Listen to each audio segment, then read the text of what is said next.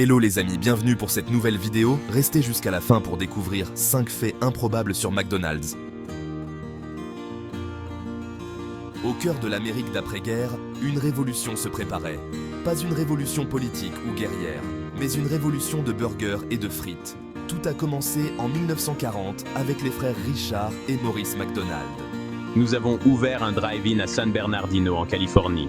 Nous avions une vision, un service rapide et des prix bas. Nous avons simplifié notre menu et mis l'accent sur l'efficacité. Le système Speedy Service était né, un précurseur du modèle de restauration rapide que nous connaissons aujourd'hui. Les frères McDonald étaient des pionniers. Ils ont changé la façon dont les Américains mangeaient. Ils étaient loin de se douter que leur impact s'étendrait bientôt au monde entier. Leur histoire témoigne du pouvoir de l'innovation, même dans les endroits les plus inattendus. Ray Kroc était un vendeur de machines à milkshake. Il était intrigué par le restaurant des frères McDonald. Il y voyait le potentiel de quelque chose de beaucoup plus grand. En 1954, j'ai conclu un marché. J'ai acheté les droits de franchise aux frères McDonald. J'avais une grande vision, des arches dorées brillant à travers l'Amérique. Kroc était un homme d'affaires brillant. Il a compris le pouvoir de la franchise. Il sélectionnait soigneusement ses franchisés, en mettant l'accent sur le contrôle de la qualité et l'uniformité. Il voulait que chaque McDonald's offre la même expérience. Sous ma direction, McDonald's s'est développé rapidement. Mon ambition a transformé un petit restaurant de quartier en un phénomène mondial.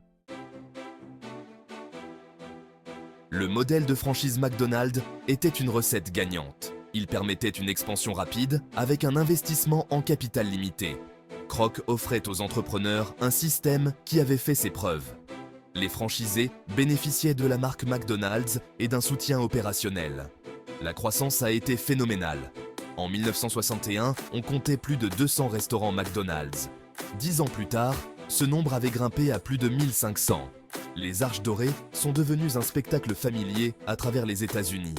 Les gens aimaient la commodité, le prix abordable et la constance. Le modèle de franchise de McDonald's a changé la donne. Il a révolutionné l'industrie de la restauration rapide. Cette expansion rapide n'était qu'un début. McDonald's était en passe de devenir une icône mondiale. McDonald's ne s'est pas contenté de son modèle de franchise.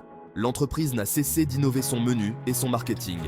Le Big Mac, un hamburger à 2 étages, a été lancé en 1967. Il est devenu un classique instantané et un symbole de McDonald's. Le Happy Meal, destiné aux enfants, est arrivé en 1979. C'était un coup de génie marketing combinant nourriture et jouets. Ronald McDonald, le clown sympathique, a fait ses débuts en 1963. Il est devenu une mascotte adorée et une figure reconnaissable dans le monde entier. Ces innovations ont contribué à l'attrait durable de McDonald's. McDonald's a compris l'importance de plaire aux familles. L'entreprise a créé des expériences mémorables pour les enfants. L'accent mis par l'entreprise sur l'innovation a consolidé sa place dans la culture populaire. C'est l'histoire de la façon dont un restaurant de hamburgers a conquis le cœur et l'estomac de millions de personnes. 5e partie, la conquête du monde, s'adapter au goût du monde entier. McDonald's s'est tourné vers le monde dans les années 1970. Le premier restaurant international a ouvert ses portes au Canada en 1967. Bientôt, les arches dorées ont orné les horizons du Japon à la France. McDonald's est devenu un symbole de la mondialisation. L'entreprise a reconnu la nécessité de s'adapter. Elle a adapté son menu aux goûts locaux. En Inde, où le bœuf n'est pas largement consommé, McDonald's a lancé le hamburger Makalu Tiki. Dans certains pays, McDonald's proposait du riz comme accompagnement. Cette expansion mondiale n'a pas été sans critique. Certains ont fait valoir que McDonald's homogénéisait les cultures. D'autres ont salué sa capacité d'adaptation et d'innovation. Qu'on l'aime ou qu'on le déteste, McDonald's est devenu une force mondiale.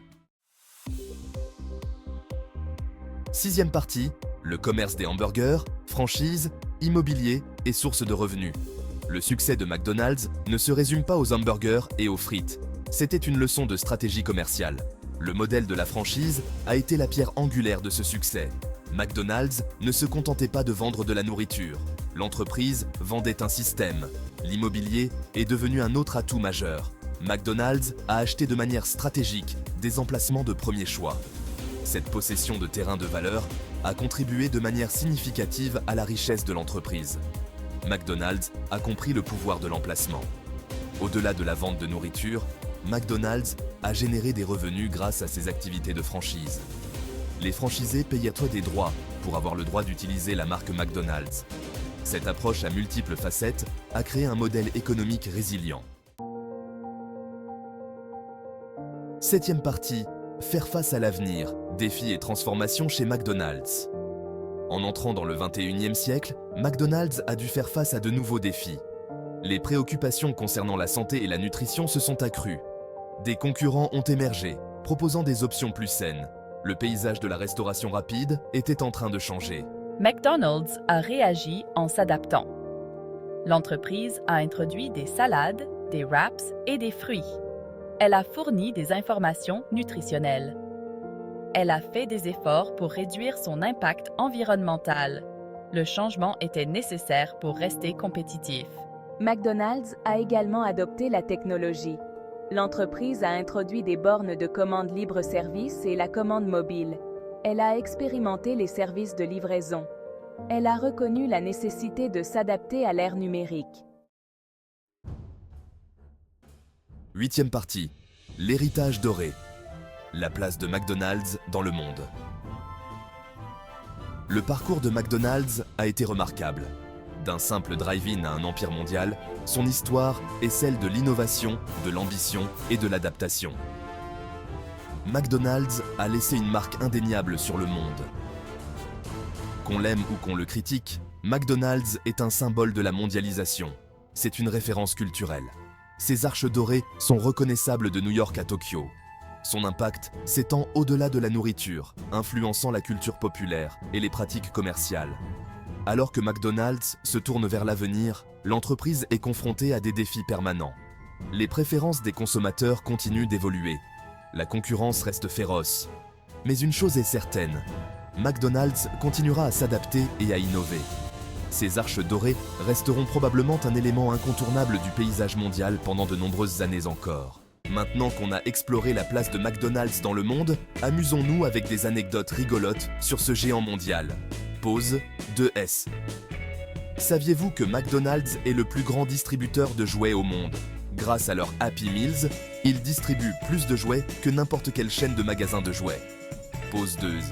Le restaurant le plus fréquenté est à Moscou. Le restaurant McDonald's le plus fréquenté au monde se trouve à Moscou, en Russie. Ce restaurant, ouvert en 1990, a battu des records d'affluence dès son ouverture, attirant des foules immenses qui faisaient la queue pendant des heures pour goûter un Big Mac. Pause 2S. La reine d'Angleterre possède un McDonald's près de Buckingham Palace. Et oui, vous avez bien entendu, même la royauté ne peut résister aux arches dorées. Enfin, McDonald's sert 69 millions de clients chaque jour. C'est plus que la population entière du Royaume-Uni. Cela témoigne de sa portée mondiale et de sa popularité.